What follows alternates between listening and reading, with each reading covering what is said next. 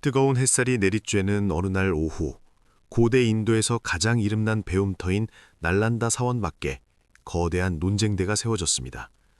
공기는 긴장감과 기대감으로 가득했고 수많은 스님들과 학자들, 왕족과 일반 백성들이 이곳을 가득 메웠습니다. 오늘 제2의 부처라 불리는 용수보살께서 당시 최고의 세 논사들과 우주의 궁극적 진리에 관한 논쟁을 벌이게 됩니다. 이 세 논사는 각각 당시 사상계의 주류를 대표했습니다. 첫째는 만물에 변하지 않는 본질이 있다고 믿는 시류론의 대가 자제천, 둘째는 모든 것이 허무하며 인과응보를 부정하는 단멸론의 거장 단공, 그리고 셋째는 눈에 보이는 것만 믿으며 모든 형이상학을 비웃는 경험론의 웅변가 실용이었습니다. 논쟁의 주제는 모든 철학과 종교의 핵심, 세상의 참모습은 무엇인가, 우리는 어떻게 실제를 이해해야 하는가. 모든 이들이 숨을 죽이고 이 역사적인 사상의 대결을 기다렸습니다. 용수보살께서는 연꽃자리에 고요히 앉아 계셨습니다. 그의 눈빛은 가을물처럼 맑았고 얼굴은 보름달처럼 평온했습니다. 세상의 모든 소란이 그의 내면의 고요함을 흔들 수 없는 듯했습니다. 먼저 시류론 대가 자지천이 입을 열었습니다. 그는 체격이 당당했고 목소리는 우렁찼습니다. 존경하는 용수대 스님, 자제천이 높은 목소리로 말했습니다. 그는 아래에 있는 화려한 마차를 가리키며 말했습니다. 저는 스님께서 만법 개공의 이론을 펼치신다고 들었습니다. 이것은 정말 이해하기 어렵습니다. 저 마차를 보십시오. 바퀴가 있고 축이 있고 마차 몸체가 있고 덮개가 있습니다. 각 부분이 모두 실제하며 이것들이 합쳐져서 진짜 마차가 됩니다. 마차는 사람을 태우고 먼 곳으로 갈 수 있습니다. 이것이 명백한 사실 아닙니까? 제가 만져보면 단단함을 느끼고 타보면 그 기능을 체험합니다. 이것이 어떻게 공할 수 있습니까? 만약 마차가 공하다면 제 몸도 이 도시도 온 세상도 모두 헛개비란 말입니까? 만물은 각각 그 본질을 가지고 있습니다. 마차에는 마차의 본질이, 물에는 물의 본질이, 불에는 불의 본질이 있습니다. 이것이 부정할 수 없는 진리입니다. 스님께서 그것이 공하다고 하시니 대체 무슨 이치입니까? 자제천의 질문에 군중 사이에서 낮은 웅성거림이 일었습니다. 그의 관점은 대부분 사람들의 상식을 대변했습니다. 내가 보는 것이 존재하는 것이고 내가 만지는 것이 진실인 것이라고. 용수보살께서는 미소를 지으시며 자제천과 그 마차를 온화한 눈빛으로 바라보셨습니다. 그는 바로 반박하지 않고 질문을 하나 던지셨습니다. 자제천 대사님, 말씀이 참으로 이치에 맞습니다. 저 마차는 분명 우리 눈앞에서 제 기능을 하고 있습니다. 하지만 한 가지 여쭙겠습니다. 대사님께서 말씀하시는 그 마차는 정확히 어디에 있습니까? 자제천은 잠시 멈칫하더니 마차를 가리키며 말했습니다. 저기 있지 않습니까? 보이지 않으십니까? 용수보살께서 미소 지으며 고개를 저으셨습니다. 보입니다. 바퀴가 보이고 축이 보이고 마차 몸체가 보입니다. 그런데 여쭙겠습니다. 바퀴가 마차입니까? 자제천이 대답했습니다. 당연히 아닙니다. 바퀴는 마차의 일부일 뿐입니다. 그렇다면 축이 마차입니까? 그것도 아닙니다. 마차 몸체는요? 덮개는요? 아니면 그것들을 연결하는 못 하나, 나무판 하나가 마차입니까? 자제천은 조금 망설이다가 고개를 저었습니다. 모두 아닙니다. 그것들은 모두 마차의 부품일 뿐입니다. 용수보살께서 계속 물으셨습니다. 그렇다면 만약 제가 이 부품들을 모두 분해해서 바닥에 쌓아놓는다면 바퀴 더미, 나무판 더미, 못 더미, 그때 마차는 여전히 존재합니까? 자제천이 잠시 생각하다 말했습니다. 마차의 형태는 사라졌지만 구성 부분들은 여전히 있습니다. 마차가 부품의 형태로 존재한다고 말할 수 있습니다. 좋은 답변입니다. 용수보살의 눈빛이 더욱 깊어졌습니다. 그렇다면 다시 봅시다. 이 부품들이 조립되었을 때 우리는 그것을 마차라고 부릅니다. 이 마차라는 이름은 바퀴를 가리킵니까? 축을 가리킵니까? 마차 몸체를 가리킵니까? 모두 아닙니다. 그것은 이 부품들이 특정한 관계 속에서 모인 집합체를 가리킵니다. 마차라는 개념은 우리 마음이 이러한 인연으로 모인 부품들에 붙인 이름일 뿐입니다. 그 자체로 모든 부품과 독립된 영원 불변하며 우리가 가리킬 수 있는 마차라는 실체가 있는 것이 아닙니다. 이것이 바로 대사님께서 말씀하시는 본질입니다. 용수보살께서 잠시 멈추시고 목소리를 부드럽고 명확하게 하셨습니다. 우리가 그 이른바 마차의 본질을 찾아봅시다. 부품 안에서 찾을 수 없고 부품을 떠나서도 찾을 수 없습니다. 부품들의 총합도 아닙니다. 왜냐하면 부품 더미를 마차라고 부르지 않으니까요. 또한 마차에 깃든 신비한 영혼도 아닙니다. 그래서 우리는 마차가 공하다고 말합니다. 이것은 마차가 존재하지 않는다거나 기능이 없다는 뜻이 아닙니다. 오히려 정반대입니다. 우리는 마차가 존재하는 참된 방식을 설명하는 것입니다. 마차의 존재는 여러 조건들이 모여서 의지하고 있습니다. 여러 조건에 의지하기 때문에 고정불변하고 독립적인 본체가 없습니다. 이렇게 독립적 본질이 없는 상태를 우리는 공성이라고 부릅니다. 용수보살께서 넓은 군중을 향해 시선을 돌리셨습니다. 여러분, 마차뿐만이 아닙니다. 우리 앞에 이 논쟁대도 나무와 못과 목수의 솜씨 등 수많은 인연이 모여 이루어졌기에 그 본질은 공합니다.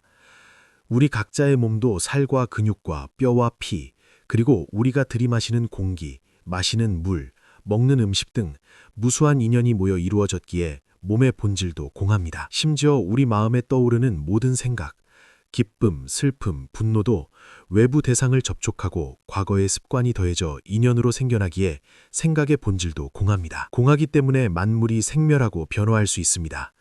만약 마차의 고정불변에 마차 본질이 있다면 그것은 영원히 마차여야 하고 만들어질 수도 없고 부서지거나 썩을 수도 없어야 합니다. 씨앗에 고정불변의 씨앗 본질이 있다면 영원히 싹을 틔울 수 없고 자라서 큰 나무가 될 수 없습니다. 바로 만물이 고유하고 불변하는 본질이 없고 공하기 때문에 여러 인연 조건 속에서 천변만화의 모습을 드러낼 수 있는 것입니다. 자제천 대사님, 대사님께서 말씀하시는 신류는 사실 경직되고 고정된 생명에 흐르는 실상을 거스르는 견해입니다. 제가 말하는 공은 바로 이 생기 넘치고 변화무쌍한 우주 실상에 대한 정확한 묘사입니다. 공은 현상을 부정하는 것이 아니라 현상이 성립할 수 있는 토대입니다. 이것이 바로 연기성 공의 이치입니다. 자제천은 입을 다물지 못했습니다. 그가 자랑스러워하던 신류 이론이 용수보살의 층층이 깊은 분석 아래 모래성처럼 순식간에 무너졌습니다. 그는 반박하려 했지만 자신의 모든 입장이 검증되지 않은 가정, 사물이 본질을 가진다는 전제 위에 세워져 있음을 깨달았습니다. 이제 그 전제가 흔들리자 전체 논리 건물도 함께 무너졌습니다. 그는 힘없이 앉으며 깊은 생각에 잠겼습니다. 바로 그때 줄곧 냉수하며 지켜보던 단멸론자 단공이 일어섰습니다. 그의 얼굴은 말랐고 눈빛에는 세상을 꿰뚫어 본 듯한 허무감이 담겨 있었습니다. 용수 대스님, 정말 훌륭한 말씀입니다. 단공의 목소리에는 비꼬는 듯한 어조가 섞여 있었습니다. 스님께서는 만물의 실체가 없고 모든 것이 공하다는 것을 성공적으로 증명하셨습니다. 이것이 바로 제 관점을 입증하는 것 아닙니까? 마차가 공하고 몸이 공하고 세상이 공하다면 이른바 선악과 인과와 윤회도 모두 공한 것 아닙니까? 우리가 선을 행하는 것은 공한 자아를 위해 공한 복을 쌓아서 공한 윤회 습에서 공한 좋은 곳으로 가는 것입니다. 악을 저지르는 것도 공한 몸으로 공한 행위를 해서 공한 악과를 받는 것입니다. 모든 것의 본질이 공무라면 우리는 왜 도덕과 계율에 집착하고 고되게 수행해야 합니까? 차라리 마음대로 현재의 감각적 쾌락을 즐기는 게 낫지 않습니까? 어차피 결국 모든 것은 허무로 돌아가는데요. 스님의 공이 곧 저의 무입니다. 스님께서는 단지 더 복잡한 언어로 제가 하고 싶은 말을 하신 것뿐입니다. 모든 것은 무의미합니다. 단공의 말은 매우 선동적이었습니다. 군중 속 일부 편향된 사고를 가진 젊은이들의 눈에 흥분의 빛이 떠올랐습니다. 만약 모든 것이 허무라면 그것은 얼마나 자유로운 일입니까? 용수보살의 표정이 처음으로 엄숙해졌습니다. 그는 단공을 바라보며 마치 그의 허무주의 갑옷을 꿰뚫으려는 듯한 눈빛을 보냈습니다. 단공 대사님, 대사님께서는 자제천 대사님보다 더 위험한 잘못을 범하고 계십니다. 용수보살의 목소리는 무겁고 날카로웠습니다. 대사님께서는 공성을 단멸공으로, 즉 아무것도 없는 텅 빈 공으로 오해하고 계십니다. 이것은 부처님 가르침에 대한 가장 심각한 왜곡입니다. 마치 양약을 독약으로 여기는 것과 같습니다. 명확히 들으십시오. 제가 공하다고 말하는 것은 사물의 본질이 없다는 것, 즉 본질이 공하다는 것이지 사물이 임시로 있는 현상과 작용조차 없다는 뜻이 아닙니다. 다시 말씀드립니다. 공은 무가 아닙니다. 거울 속에 비친 모습을 생각해 보십시오. 우리는 그것이 공하다고 말합니다. 왜냐하면 실체가 없기 때문입니다. 거울에서 그것을 꺼낼 수 없습니다. 하지만 거울에 모습이 없다고 말할 수 있습니까? 모습은 분명 거기에 있고 선명하게 보입니다. 색깔도 있고 형태도 있으며 당신의 지금 모습을 반영합니다. 이 모습은 연기하는 존재입니다. 거울과 빛과 당신이라는 세 조건의 의지에서 나타납니다. 마찬가지로 세상 만법도 그러합니다. 그것들은 거울 속 모습처럼 영원 불변한 실체는 없지만 그 현상과 작용과 서로 간의 인과관계는 진실로 허망하지 않습니다. 제가 당신을 한 대 때리면 당신이 느끼는 아픔이 무입니까?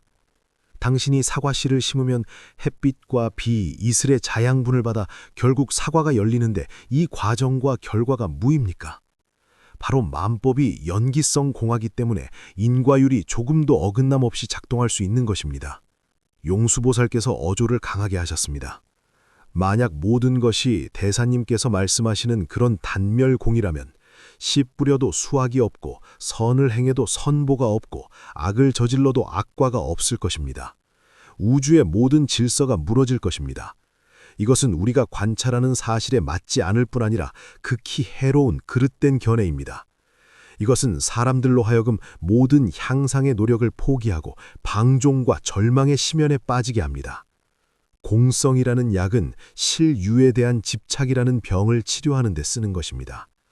우리 범부들은 연기성 공의 이치를 이해하지 못하기 때문에 잘못해서 온갖 사물에 견고하고 우리가 붙잡고 집착할 만한 나나 나의 것이 있다고 여깁니다. 이 허망한 나와 내 것의 허망한 본질을 똑똑히 보고 집착을 내려놓아 마음의 자유와 해탈을 얻는 것입니다. 대사님께서 모든 것을 부정하고 책임을 회피하는 핑계로 삼으라는 것이 아닙니다. 단공대사님, 보십시오. 용수보살께서 손바닥을 펼치셨습니다. 제 손바닥은 공합니다.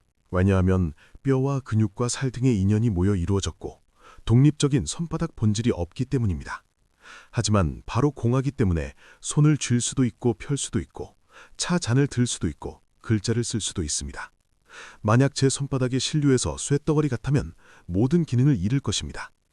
만약 대사님께서 말씀하시는 그런 단멸무라면 저는 아예 손이 없을 것입니다. 그러므로 공은 아무것도 없는 것이 아닙니다. 공은 묘유이고 무한한 가능성입니다. 공하기 때문에 온갖 만상이 드러날 수 있습니다. 대사님께서는 무한한 가능성을 아무것도 없는 것으로 착각하셨으니 이 얼마나 뒤바뀐 것입니까? 단공은 용수보살의 말에 얼굴이 창백해졌습니다. 그가 자랑스러워하던 허무 논리가 연기와 인과의 철칙 앞에서 너무나 무력하게 느껴졌습니다. 그가 이해한 공은 죽은 듯이 부정적인 공이었지만 용수보살께서 펼치신 공은 활력 넘치고 창조적이며 긍정적인 공이었습니다. 둘 사이에는 하늘과 땅 차이가 있었습니다. 그는 입을 벌렸지만 한마디도 할 수 없었고 이마에는 식은땀이 맺혔습니다. 이때 줄곧 팔짱을 끼고 비웃는 표정을 짓던 경험론 웅변과 시룡이 마침내 참지 못하고 입을 열었습니다. 그의 어조는 현실주의자의 경멸로 가득했습니다. 두 분 대사님, 그리고 존경하는 용수보살님, 솔직히 말씀드려 여러분의 논쟁은 너무 하늘을 떠도는 것 같습니다. 무슨 본질이니 공성이니 연기니 하는 것들은 모두 여러분 머릿속에서 만들어낸 개념놀이일 뿐입니다. 저에게는 전혀 의미가 없습니다. 그는 일어나 자신의 튼튼한 가슴을 두드렸습니다. 저는 제 감각만 믿습니다. 배고플 때 밥을 먹으면 배부름, 이 배부름이 진짜입니다. 목마를 때 물을 마시면 갈증해서 이 해소가 진짜입니다. 추울 때 옷을 입으면 따뜻함, 이 따뜻함이 진짜입니다. 제 집이 비바람을 막아주고 제 밭이 곡식을 키워주는 것, 이런 것들이 실제적인 것들이고 우리가 관심 가져야 할 일들입니다. 여러분께서 여기서 마차가 공한지 아닌지 논쟁하시는데 무슨 소용입니까? 마차가 더 빨리 달리게 해줍니까? 가난한 사람들이 밥을 먹게 해줍니까? 용수대 스님께서는 지혜로우신 분입니다. 왜 이런 허황된 청담에 빠지십니까? 우리 인생은 너무 짧습니다. 구체적인 삶을 개선하는 데 힘을 쏟아야지 이렇게 잡을 수도 만질 수도 없는 실상을 쫓아서는 안 됩니다. 스님께서 말씀하시는 공성이 설령 옳다 해도 제 삶에 실제로 무슨 도움이 됩니까? 곡식을 한 말 더 거두게 해주지도 못하고 이웃의 열병을 낫게 해주지도 못합니다. 그래서 저는 이런 논의가 쓸모없다고 생각합니다. 시룡의 말이 끝나자마자 군중 속 많은 실무적인 사람들의 공감을 얻었습니다. 맞습니다. 철학적 사색이 아무리 심오해도 결국 한 끼 밥만 못한 것 아닌가요? 이 가장 소박하면서도 가장 강력한 질문 앞에서 용수보살의 얼굴에 오히려 찬탄의 미소가 떠올랐습니다. 그는 온화하게 시룡을 바라보며 말씀하셨습니다. 시룡 대사님, 아주 좋은 질문입니다. 이것이 바로 제가 모든 불법 배우는 이들이 생각해 주기를 바라는 문제입니다. 불법이 삶에 적용되지 못하고 우리 생명의 가장 근본적인 고통을 해결하지 못한다면 의미를 잃습니다. 대사님께서 현실 생활을 걱정하시고 사람들을 걱정하시는 것 자체가 자비심이며 찬탄받을 만합니다. 하지만 한 가지 여쭙겠습니다. 대사님께서 밥을 먹으면 배고픔이 해소되고 물을 마시면 갈증이 해소된다고 하셨는데 그것은 물론 맞습니다. 하지만 그 만족이 영원합니까? 이번 끼를 배불리 먹으면 다음 끼에 배고프지 않습니까? 이번 갈증을 해소하면 다음번에 또 목마르지 않습니까? 오늘 몸이 건강하다고 내일 병들지 않고 미래에 늙지 않고 결국 죽지 않는다고 보장할 수 있습니까? 우리가 열심히 재물과 지위와 즐거움을 추구하지만 이 모든 것이 결국 영원한 안녕과 행복을 가져다 줄 수 있습니까? 시룡은 침묵했습니다. 이 질문들의 답을 그는 당연히 알고 있었습니다. 용수보살께서 계속하셨습니다. 대사님께서 보시는 것은 우리 삶의 문제들입니다. 배고픔, 추위, 병 같은 것들이지요. 불법, 특히 공성의 지혜가 해결하려는 것은 이 모든 문제의 뿌리입니다. 그 뿌리가 무엇입니까?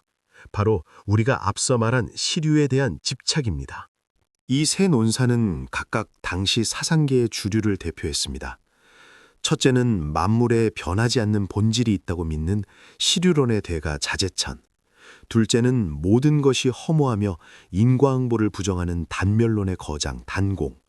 그리고 셋째는 눈에 보이는 것만 믿으며 모든 형이상학을 비웃는 경험론의 웅변과 실용이었습니다.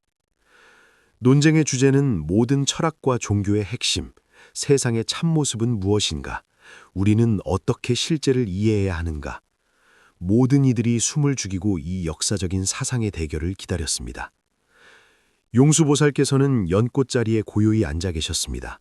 그의 눈빛은 가을물처럼 맑았고 얼굴은 보름달처럼 평안했습니다. 세상의 모든 소란이 그의 내면의 고요함을 흔들 수 없는 듯했습니다. 먼저 시류론 대가 자제천이 입을 열었습니다. 그는 체격이 당당했고 목소리는 우렁찼습니다. 존경하는 용수대 스님! 자제천이 높은 목소리로 말했습니다. 그는 아래에 있는 화려한 마차를 가리키며 말했습니다. 저는 스님께서 만법계공의 이론을 펼치신다고 들었습니다. 이것은 정말 이해하기 어렵습니다. 저 마차를 보십시오. 바퀴가 있고 축이 있고 마차 몸체가 있고 덮개가 있습니다. 각 부분이 모두 실제하며 이것들이 합쳐져서 진짜 마차가 됩니다. 마차는 사람을 태우고 먼 곳으로 갈 수 있습니다. 이것이 명백한 사실 아닙니까? 제가 만져보면 단단함을 느끼고 타보면 그 기능을 체험합니다. 이것이 어떻게 공할 수 있습니까? 만약 마차가 공하다면 제 몸도 이 도시도 온 세상도 모두 헛개비란 말입니까? 만물은 각각 그 본질을 가지고 있습니다.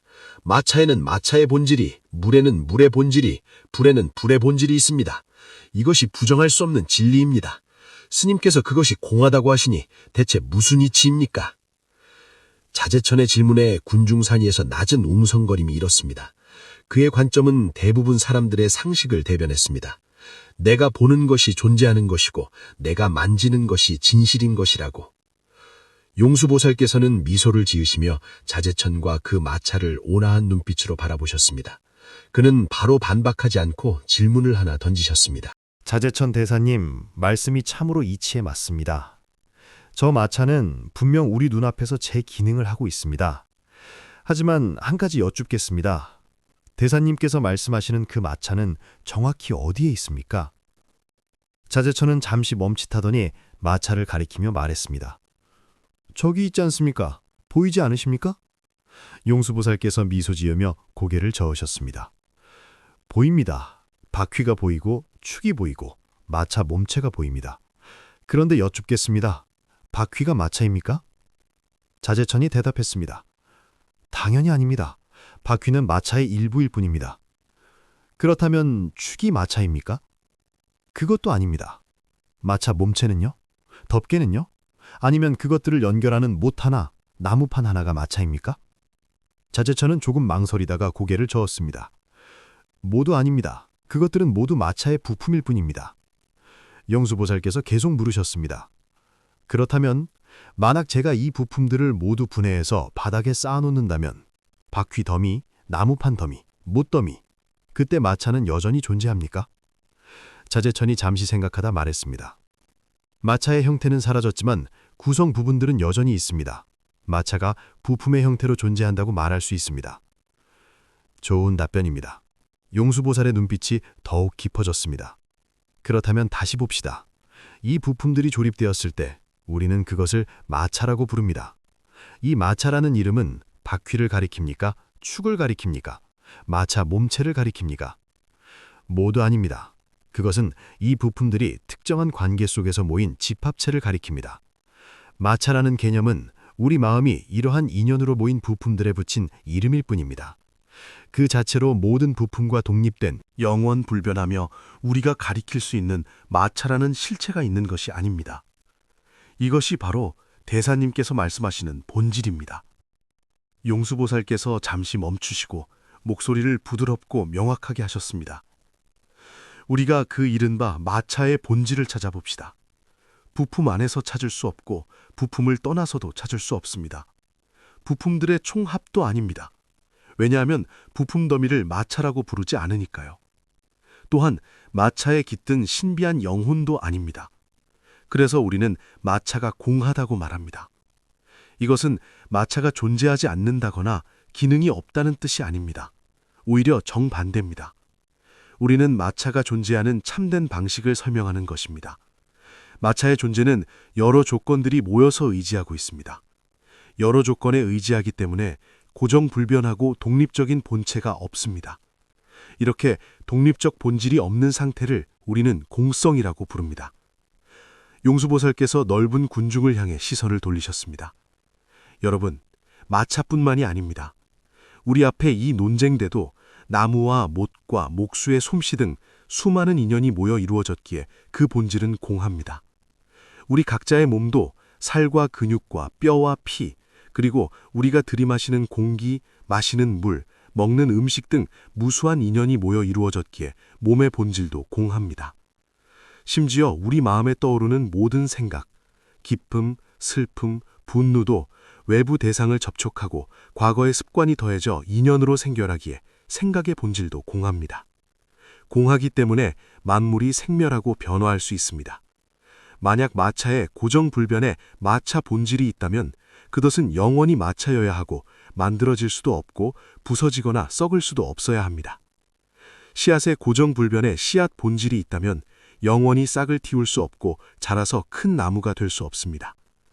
바로 만물이 고유하고 불변하는 본질이 없고 공하기 때문에 여러 인연 조건 속에서 천변만화의 모습을 드러낼 수 있는 것입니다.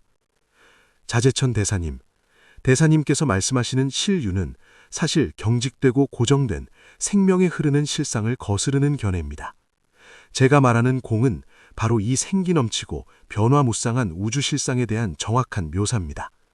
공은 현상을 부정하는 것이 아니라 현상이 성립할 수 있는 토대입니다. 이것이 바로 연기성 공의 이치입니다. 자재천은 입을 다물지 못했습니다. 그가 자랑스러워하던 실유 이론이 용수보살의 층층이 깊은 분석 아래 모래성처럼 순식간에 무너졌습니다. 그는 반박하려 했지만 자신의 모든 입장이 검증되지 않은 가정, 사물이 본질을 가진다는 전제 위에 세워져 있음을 깨달았습니다. 이제 그 전제가 흔들리자 전체 논리 건물도 함께 무너졌습니다. 그는 힘없이 앉으며 깊은 생각에 잠겼습니다. 바로 그때 줄곧 냉소하며 지켜보던 단멸론자 단공이 일어섰습니다. 그의 얼굴은 말랐고 눈빛에는 세상을 꿰뚫어 본 듯한 허무감이 담겨 있었습니다. 용수 스님, 정말 훌륭한 말씀입니다. 단공의 목소리에는 비꼬는 듯한 어조가 섞여 있었습니다. 스님께서는 만물에 실체가 없고 모든 것이 공하다는 것을 성공적으로 증명하셨습니다. 이것이 바로 제 관점을 입증하는 것 아닙니까? 마차가 공하고 몸이 공하고 세상이 공하다면 이른바 선악과 인과와 윤회도 모두 공한 것 아닙니까? 우리가 선을 행하는 것은 공한 자아를 위해 공한 복을 쌓아서 공한 윤회 속에서 공한 좋은 곳으로 가는 것입니다. 악을 저지르는 것도 공한 몸으로 공한 행위를 해서 공한 악과를 받는 것입니다. 모든 것의 본질이 공무라면 우리는 왜 도덕과 계율에 집착하고 고되게 수행해야 합니까? 차라리 마음대로 현재의 감각적 쾌락을 즐기는 게 낫지 않습니까? 어차피 결국 모든 것은 허무로 돌아가는데요. 스님의 공이 곧 저의 무입니다. 스님께서는 단지 더 복잡한 언어로 제가 하고 싶은 말을 하신 것뿐입니다. 모든 것은 무의미합니다. 단공의 말은 매우 선동적이었습니다. 군중 속 일부 편향된 사고를 가진 젊은이들의 눈에 흥분의 빛이 떠올랐습니다. 만약 모든 것이 허무라면 그것은 얼마나 자유로운 일입니까? 용수보살의 표정이 처음으로 엄숙해졌습니다.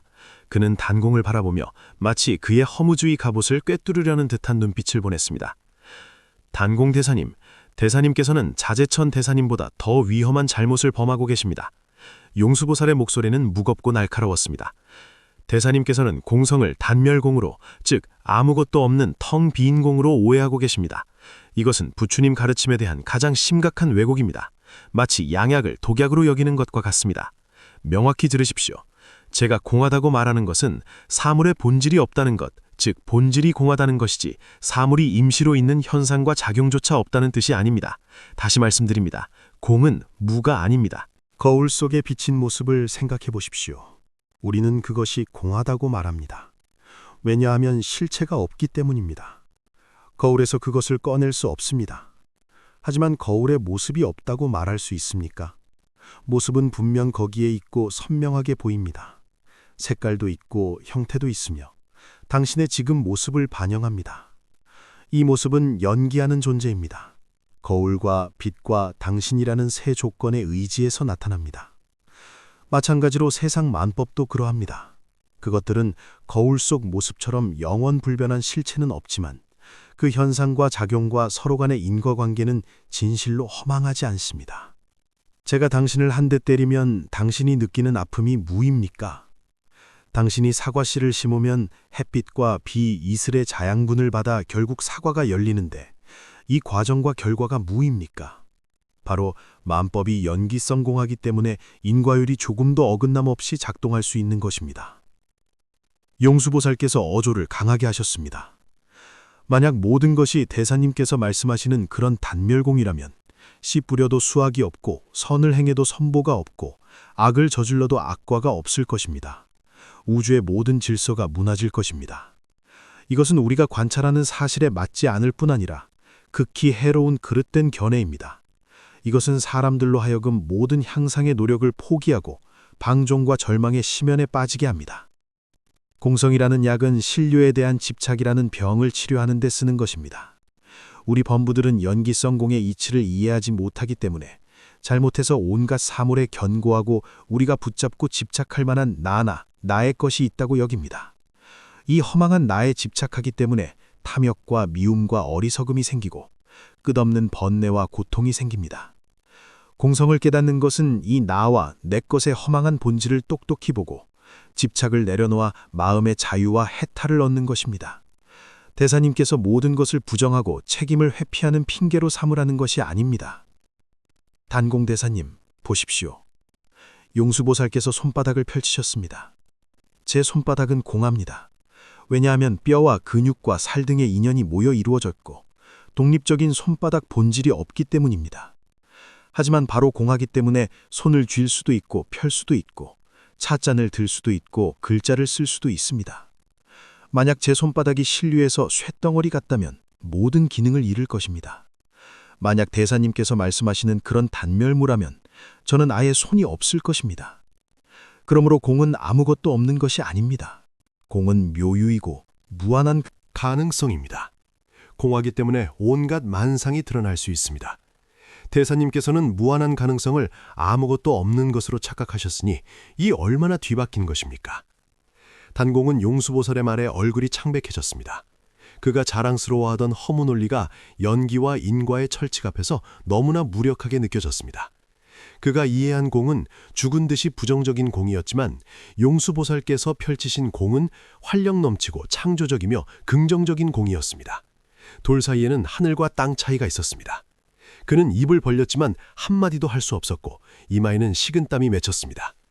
이때 줄곧 팔정을 끼고 비웃는 표정을 짓던 경엄논 웅변과 시룡이 마침내 참지 못하고 입을 열었습니다. 그의 어조는 현실주의자의 경멸로 가득했습니다. 두 분 대사님, 그리고 존경하는 용수보살님, 솔직히 말씀드려 여러분의 논쟁은 너무 하늘을 떠도는 것 같습니다. 무슨 본질이니 공성이니 연기니 하는 것들은 모두 여러분 머릿속에서 만들어낸 개념놀이일 뿐입니다. 저에게는 전혀 의미가 없습니다. 그는 일어나 자신의 튼튼한 가슴을 두드렸습니다. 저는 제 감각만 믿습니다. 배고플 때 밥을 먹으면 배부름, 이 배부름이 진짜입니다. 목마를 때 물을 마시면 갈증 해소, 이 해소가 진짜입니다. 추울 때 옷을 입으면 따뜻함, 이 따뜻함이 진짜입니다. 제 집이 비바람을 막아주고 제 밭이 곡식을 키워주는 것, 이런 것들이 실제적인 것들이고 우리가 관심 가져야 할 일들입니다. 여러분께서 여기서 마차가 공한지 아닌지 논쟁하시는데 무슨 소용입니까? 마차가 더 빨리 달리게 해줍니까? 가난한 사람들이 밥을 먹게 해줍니까? 용수대 스님, 스님께서는 지혜로우신 분입니다. 왜 이런 허황된 청담에 빠지십니까? 우리 인생은 너무 짧습니다. 구체적인 삶을 개선하는 데 힘을 쏟아야지 이렇게 잡을 수도 만질 수도 없는 실상을 쫓아서는 안 됩니다. 스님께서 말씀하시는 공성이 설령 옳다 해도 제 삶에 실제로 무슨 도움이 됩니까? 곡식을 한 말 더 거두게 해주지도 못하고 이웃의 열병을 낫게 해주지도 못합니다. 그래서 저는 이런 논의가 쓸모없다고 생각합니다. 시룡의 말이 끝나자마자 군중 속 많은 실무적인 사람들의 공감을 얻었습니다. 맞습니다. 철학적 사색이 아무리 심오해도 결국 한 끼 밥만 못한 것 아닌가요? 이 가장 소박하면서도 가장 강력한 질문 앞에서 용수보살의 얼굴에 오히려 찬탄의 미소가 떠올랐습니다. 그는 온화하게 시룡을 바라보며 말씀하셨습니다. 시룡 대사님, 아주 좋은 질문입니다. 이것이 바로 제가 모든 불법 배우는 이들이 생각해 주기를 바라는 문제입니다. 불법이 삶에 적용되지 못하고 우리 생명의 가장 근본적인 고통을 해결하지 못한다면 의미를 잃습니다. 대사님께서 현실 생활을 걱정하시고 사람들을 걱정하시는 것 자체가 자비심이며 찬탄받을 만합니다. 하지만 한 가지 여쭙겠습니다. 대사님께서 밥을 먹으면 배고픔이 해소되고 물을 마시면 갈증이 해소된다고 하셨는데 그것은 물론 맞습니다. 하지만 그 만족이 영원합니까? 이번 끼를 배불리 먹으면 다음 끼에 배고프지 않습니까? 이번 갈증을 해소하면 다음번에 또 목마르지 않습니까? 오늘 몸이 건강하다고 내일 병들지 않고 미래에 늙지 않고 결국 죽지 않는다고 보장할 수 있습니까? 우리가 열심히 재물과 지위와 즐거움을 추구하지만 이 모든 것이 결국 영원한 안녕과 행복을 가져다 줄 수 있습니까? 시룡은 침묵했습니다. 이 질문들의 답을 그는 당연히 알고 있었습니다. 용수보살께서 계속하셨습니다. 대사님께서 보시는 것은 우리 삶의 문제들입니다. 배고픔, 추위, 병 같은 것들이지요. 불법, 특히 공성의 지혜가 해결하려는 것은 이 모든 문제의 뿌리입니다. 그 뿌리가 무엇입니까? 바로 우리가 앞서 말한 실유에 대한 집착입니다. 우리가 괴로운 까닭은 배고픔 때문이 아니라 배부른 상태에 집착하여 배고픔의 느낌을 견디지 못하기 때문입니다. 우리가 두려워하는 까닭은 늙음과 죽음 자체가 아니라 젊고 영원한 자아에 집착하여 그것이 반드시 변하고 사라질 것이라는 사실을 받아들이지 못하기 때문입니다. 우리에게 번뇌가 있는 까닭은 연기성 공하여 순식간에 변하는 사람과 사물을 영구히 소유하고 의지할 수 있는 실체로 여기기 때문입니다. 그것들이 변하면 우리 마음도 흔들리며 커다란 상실감과 괴로움을 느낍니다. 그러므로 공성을 이해하는 것이야말로 가장 큰 실용입니다. 그것은 대사님께 밥을 먹지 말라, 옷을 입지 말라, 삶을 포기하라는 것이 아닙니다. 오히려 정반대입니다. 더욱 지혜롭고 자유로운 마음가짐으로 살아가라는 것입니다. 만물이 공함을 깨달으면 더 이상 외부의 득실과 성패에 묶이지 않습니다. 여전히 열심히 일하지만 탐욕과 두려움 때문이 아닙니다. 아니라 책임감과 창조의 기쁨 때문에 그렇게 합니다. 여전히 가족과 친구를 사랑하지만 소유와 의존 때문이 아니라 순수한 자비와 감상 때문에 그렇게 합니다. 순경을 만나면 즐기되 그 속에 빠지지 않습니다. 왜냐하면 그것이 꿈과 환상과 거품과 그림자 같아서 곧 지나갈 것임을 알기 때문입니다. 역경을 만나면 담담히 맞서되 하늘과 사람을 원망하지 않습니다. 왜냐하면 그건 역시 여러 인연이 모인 결과이며 마찬가지로 영원하지 않음을 알기 때문입니다. 공성을 깨달은 사람의 마음은 넓은 허공과 같아서 모든 것을 담을 수 있되 어떤 것에도 물들거나 상처받지 않습니다. 그의 내면은 참된 평온과 기쁨과 힘으로 가득합니다. 이것이 가장 궁극적인 실용이 아니겠습니까? 한 사람의 열병을 고치는 것은 작은 자비입니다. 하지만 모든 사람에게 방법을 가르쳐서 근본적으로 내면 고통의 뿌리를 뽑고 영원한 안녕을 얻게 하는 것, 이것이 큰 자비입니다. 공성의 지혜야말로 이 큰 자비를 실현하는 더 없는 법문입니다. 용수보상의 목소리가 광장 전체에 울려 퍼졌고 그 소리는 멀리까지 퍼져나갔습니다. 시룡은 그 자리에 멍하니 서 있었습니다. 그는 처음으로 자신이 말하던 시룡이 겉으로 드러난 문제들만 해결하는 것에 불과했음을, 마치 나뭇가지만 다듬는 것과 같았음을 깨달았습니다. 반면 용수보살께서 말씀하시는 공성은 흙과 뿌리를 바로잡아 생명의 나무 전체가 건강하게 자라게 하는 것이었습니다. 그가 추구한 것은 짧고 조건적인 안락이었고 용수보살께서 펼치신 것은 궁극적이고 무조건적인 해탈이었습니다. 이로써 시류, 단멸, 경험을 대표하는 세 주류 사상이 모두 용수보살의 연기성공이라는 중도 지혜로 원만하게 풀렸습니다. 현장은 쥐죽은 듯 조용해졌습니다. 모든 이들이 이 깊이 있는 논쟁에 충격을 받았습니다. 사람들은 마치 처음으로 우주 가장 깊은 곳의 맥박을 들은 듯했습니다. 오랜 시간이 흐른 뒤 자제천, 단공, 시룡 세 논사가 천천히 용수보살 앞으로 걸어와 깊이 절을 올렸습니다. 그들의 얼굴에는 논쟁에서 진 낙담이 아니라 짐을 내려놓은 듯한 밝은 빛과 진심 어린 경외가 있었습니다. 자제천이 말했습니다. 스승님께 감사드립니다. 시류에 집착하는 것이 흐르는 생명을 죽은 표본으로 보는 것임을 깨닫게 해주셨습니다. 단공이 이어서 말했습니다. 스승님께 감사드립니다. 단멸에 집착하는 것이 무한한 가능성을 죽은 듯한 황무지로 보는 것임을 깨닫게 해주셨습니다. 시룡이 마지막으로 말했습니다. 스승님께 감사드립니다. 눈앞에 시룡에만 집착하는 것이 나무만 보고 숲을 보지 못하여 생명의 가장 소중한 해탈의 길을 놓치는 것임을 깨닫게 해주셨습니다. 이때 한 젊은 구도자가 군중 속에서 나섰습니다. 그는 용수보살께 공손히 절하고 물었습니다. 존경하는 용수보살님, 스님께서는 이미 우리를 위해 집착을 깨뜨리시고 공성의 깊은 묘함을 펼쳐 보이셨습니다. 그렇다면 우리 범부들은 어떻게 그 궁극의 참모습을 이해해야 합니까? 공성 너머에는 또 무엇이 있습니까? 이 질문은 모든 이의 마음속 소리를 대변했습니다. 모든 것이 공하다면 세상의 본래 모습, 그 궁극의 진실은 도대체 어떤 모습입니까? 용수보살의 얼굴에 자비롭고 지혜로운 광채가 피어올랐습니다. 마치 구름이 걷히고 안개가 개인 뒤에 태양 같았습니다. 그는 사람들을 바라보며 천천히 말씀하셨습니다. 이 질문은 법의 근원을 묻는 것입니다. 사실 답은 이미 우리의 논쟁 속에 있었습니다. 여러분은 늘 공성 밖의 실상이라는 것이 따로 있어서 우리가 발견하고 붙잡기를 기다린다고 생각합니다. 이것 자체가 다시 유의의 경기에 떨어지는 것입니다. 알아야 합니다. 공성 그 자체가 바로 실상에 대한 가장 진실한 묘사입니다. 실상은 먼 곳의 대상이 아닙니다. 바로 지금 여기 온갖 사물이 존재하는 참된 상태입니다. 비유를 들어보겠습니다. 이 넓고 끝없는 하늘을 보십시오. 하늘에는 때로는 흰 구름이 떠다니고 때로는 먹구름이 자욱하고 때로는 번개가 치고 천둥이 울리고 때로는 맑게 갱이다. 흰 구름, 먹구름, 번개, 맑음, 이것들은 모두 하늘의 모습입니다. 그것들은 생겨나고 사라지며 무상하게 변합니다. 이것은 우리 세상의 온갖 일들과 같습니다. 생겨남과 사라짐이 있고 좋음과 나쁨이 있습니다. 범부는 이런 모습들에 집착합니다. 흰 구름을 보고 기뻐하고 먹구름을 보고 근심합니다. 자제천 대사님의 잘못은 어떤 아름다운 흰 구름 한 조각을 하늘의 본질로 여기고 그것이 영원불변하기를 바란 것입니다. 단공 대사님의 잘못은 구름이 곧 흩어질 것을 보고 하늘의 본질이 허무라고 여긴 것입니다. 시룡대사님의 잘못은 구름이 비를 내릴지만 걱정하고 결코 고개를 들어 하늘 자체를 보지 않은 것입니다.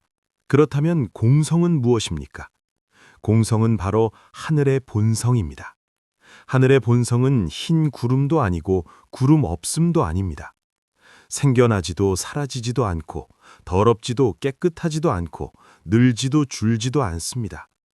모든 구름의 오고감을 담을 수 있되 자신은 물들지 않습니다. 어떤 모습에도 집착하지 않고 어떤 모습의 드러남도 거부하지 않습니다. 그렇다면 실상은 무엇입니까? 용수보살의 목소리가 유난히 명확해졌습니다. 실상은 바로 연기 성공 그 자체입니다.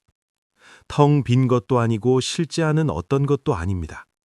실상은 연기와 성공이 둘이 아닌 것이고 물결과 바다가 둘이 아닌 것입니다. 물결은 결코 바다를 떠난 적이 없고 바다의 생명력은 바로 수많은 물결의 일렁임을 통해 드러납니다. 물결을 떠나 이른바 진짜 바다를 찾을 수 없고 물결이 바다의 전부라고도 할 수 없습니다. 그러므로 궁극의 실상은 말로 묘사할 수 없고 생각으로 붙잡을 수 없습니다. 왜냐하면 우리의 모든 이원적 대립 개념을 초월하기 때문입니다. 있음과 없음, 생김과 사라짐, 옴과 감, 같음과 다름. 그것을 정의하려는 모든 말은 한쪽으로 치우칩니다. 부처님께서는 그것을 중도라 부르셨고 진여 또는 법성이라고도 하셨습니다. 어떻게 이 실상을 증득합니까? 사색으로가 아니라 말을 떠난 깨달음의 직접 체험으로입니다. 수행을 통해 마음속의 망상과 분별과 집착을 완전히 꺼버렸을 때, 더 이상 나라는 필터로 세상을 왜곡하지 않을 때, 그 순간 당신의 마음은 맑고 고요한 호수처럼 되어 온 세상의 본래 모습을 온전하고 있는 그대로 비춥니다. 그때 당신이 보는 산은 여전히 산이고 물은 여전히 물입니다. 하지만 당신은 이미 산의 본질이 공하고 물의 본질도 공함을 알고 있습니다. 연기의 세계에 살되 더 이상 연기의 환상에 미혹되지 않습니다. 눈앞의 세상을 바라보되 유라고도 하지 않고 공이라고도 하지 않으며 마음속은 온통 밝고 걸림이 없습니다. 그 상태가 바로 실상을 친견한 것입니다. 그러므로 벗들여 공성 밖에서 다른 실상을 찾지 마십시오. 연기가 바로 그 작용이고 성공이 바로 그 체성입니다. 연기, 성공, 이 네 글자가 바로 달을 가리키는 가장 정확한 손가락입니다. 당신이 진정으로 그것을 깨달으면 만법의 근원도 해탈의 열쇠도 우주의 신비도 모두 그 안에 담겨 있으며 지금 이 순간의 매 찰나를 결코 떠난 적이 없음을 발견할 것입니다. 용수보살의 말씀이 끝나자 날란다 사원 위의 하늘 전체가 더욱 맑고 밝아진 듯 했습니다. 현장에 있던 모든 이들은 스님이든 속인이든 현인이든 어리석은 자든 전에 없던 충격과 경외를 느꼈습니다. 그들은 깨달았습니다. 자신들이 밖으로 찾아 헤매던 진리가 사실은 날마다 쓰면서도 알아차리지 못했던 평범한 사물 속에 있었다는 것을. 저 마차, 이 몸, 저 하늘, 떠오르는 모든 생각, 하나하나가 연기성 공이라는 우주의 큰 법칙을 말하고 있었던 것입니다. 이 궁극의 논쟁은 결국 승자도 패자도 없었습니다. 모든 이가 진리를 깨달은 이가 되었기 때문입니다. 용수보살의 지혜는 밝은 등불처럼 천년의 시공을 넘어 오늘날 우리에게도 여전히 존재하는 사상의 안개를 밝혀줍니다. 우리 각자의 마음속에도 실이론자 하나, 단멸론자 하나, 경험론자 하나가 살고 있습니다. 우리는 때로 사물의 겉모습에 집착하여 그것이 견고하다고 여기고 때로 무상함 때문에 허무에 빠져 모든 것이 무의미하다고 느끼며 때로 눈앞의 현실에 가려 생명의 궁극적 가치 탐구를 잊어버립니다. 연기성 공의 중도 지혜야말로 이런 치우침을 깨트리고 우리를 마음의 자유로 이끄는 더 없는 법보입니다. 그것은 우리에게 말합니다. 삶은 경직된 집착과 공허한 허무 사이에서 양자택일할 필요가 없습니다. 참 모습을 안 뒤에 지혜와 자비 속에서 무한한 가능성과 여유로움으로 살아갈 수 있다고 말입니다. 오늘의 이야기가 여러분께 삶과 세상에 대한 새로운 깨달음을 주었다면 좋아요와 구독 부탁드립니다. 더 중요한 것은 이 지혜를 지금 번뇌와 방황 속에 있을지 모르는 주변 친구들과 나누어 주시기 바랍니다. 나눔 하나하나가 깨달음의 빛을 전하는 것이고 더 많은 이들이 만법의 근원을 만져보고 마음의 평안을 찾을 기회를 갖게 됩니다. 읽어주셔서 감사합니다. 다음에 또 뵙겠습니다.